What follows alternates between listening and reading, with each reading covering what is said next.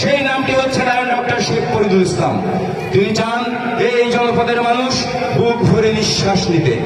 তিনি দেশনায়ক তারেক রহমানের 31 দফা হাতে নিয়ে এই জনপদের মানুষের প্রত্যেকটি মানুষের ঘরে ঘরে পৌঁছে দিতে চান।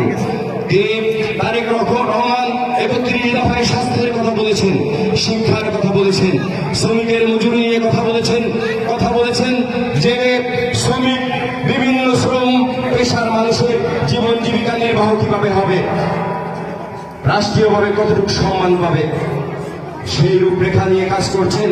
মানুষের দ্বারে দ্বারে ছবি যাচ্ছেন যে মানুষ, সেই প্রিয় ব্যক্তিত্ব লায়ন ডক্টর শেখ ফরিদুল ইসলাম। নেতা আমরা অনেক দেখেছি, যুগের পর যুগ পার হয়েছে, নেতৃত্বের বদল হয়েছে, কিন্তু এই উপকূলীয় জনপদে আমি মনে করি, শুধু আমি নয়, সারা মোংলার যারা জাতীয়তাবাদী সৈনিক, সাধারণ জনতা তারা আস্থার সাথে বলে মাটি মানুষের আস্থার যে সুন্দর আশ্রয়স্থল, সেই সুন্দর আশ্রয়স্থলের নাম লায়ন ডক্টর শেখ ফরিদুল ইসলাম।